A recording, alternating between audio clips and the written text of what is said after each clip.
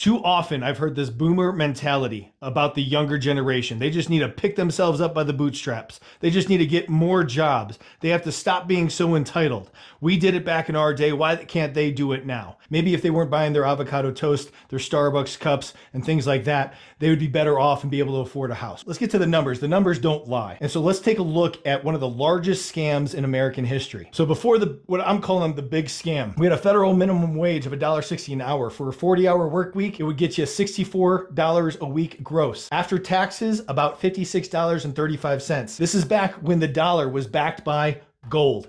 Gold back then per ounce was $35. So 1 week's salary on a minimum wage job would get you 1.61 ounces of gold. Let's be conservative here and just say 1.5 ounces of gold. August 1971.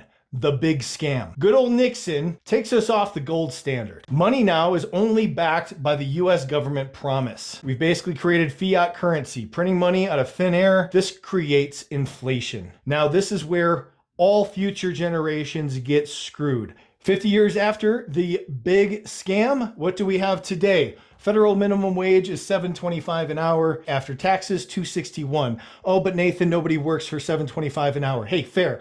When I got laid off, I thought, oh, I could just pick up another job. Entry-level positions, so basic pay positions, $20 an hour. That's what I did. I worked $20 an hour for several months for a company. All right, a basic pay entry-level job at $20 an hour at 40 hours a week gets you about $800 after taxes. Conservatively speaking, we got $700 a week. Gold today is at $4,000 an ounce.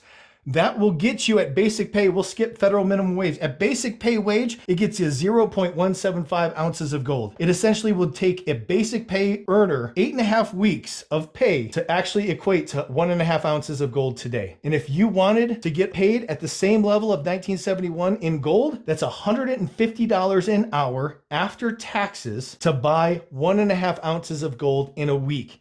That's a gross annual salary of $390,000. Now, I used to have this boomer mentality too. I could just pick myself up by the bootstraps. I could get a bunch of jobs. I'd be able to take care of my family no matter what. When I got laid off, I found out that it is not like that anymore. I got offered a full-time position at $20 an hour. Doing the math, I wouldn't even be able to pay my mortgage. So this is where we are at with our currency. And on top of that, the Fed just continues to make things worse. On October 31st, they injected $29.5 billion into the banking system.